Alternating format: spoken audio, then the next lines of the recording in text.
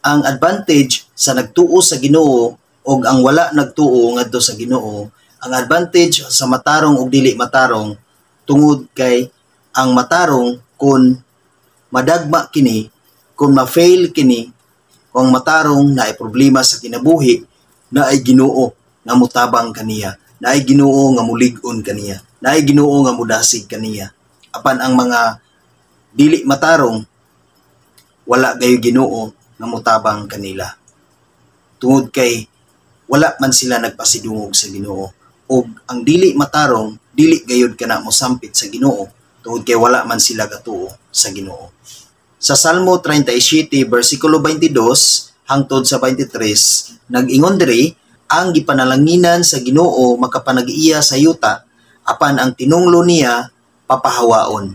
Sa 23, tultulan sa Ginoo ang tao sa iyang pagalaktan, ug lig-unon niya siya nga nagpahimuot kaniya. Mao kana igsuon ang kalahian sa tao nga nagpasidungog sa Ginoo. Mao kanay advantage sa tao nga nagpahimuot sa Ginoo. Mao kanay advantage sa tao nga matarong, nga nagbuhat sa kabubuton sa Ginoo.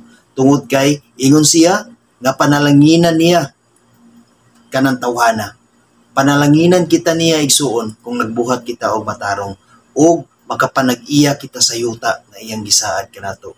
Unsa man kini nga yuta nga iyang gisaad kanato, ang gingharian nga gisaad sa Ginoo kanato igsuon. Ato gayud kanang maangkon kung magbuhat kita sa matarong, kung magpahimuot kita sa Ginoo igsuon, panalanginan kita sa Ginoo. Dili kita masuya sa mga buhat sa dili matarong.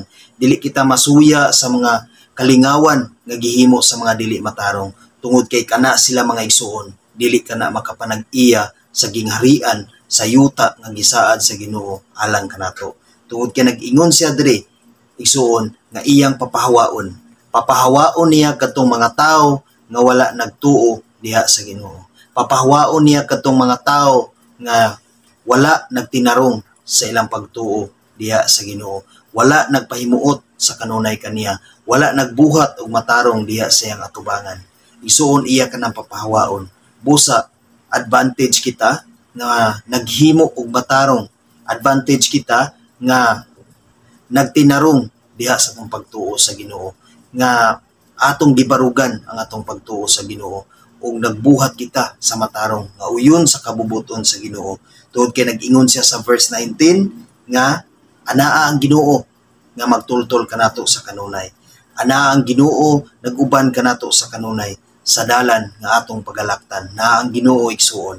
Busa dili kita angay magulig igsuon kung aduna man kitay mga problema, aduna may mga trials sa atong kinabuhi, naa may panahon nga madagma kita, na may panahon nga wala ta na mahimong successful, na may panahon nga na-fail kita sa atong mga ambisyon sa kinabuhi, sa atong desire sa atong kinabuhi, tungod kay nag-ingon si Lord, ubanan kita niya, ug iya gid kitang lig-unon, ug dili kita niya pasagdan. Kay nagpahimuot man kita kaniya. Saad na ni Lord igsuon, busa ato kinang tuuhan, tungod kay ang word ni Lord tinuod gayud. Ang word sa tao igsuon dili tinuod, apan ang word sa Ginoo tinuod gayud kini.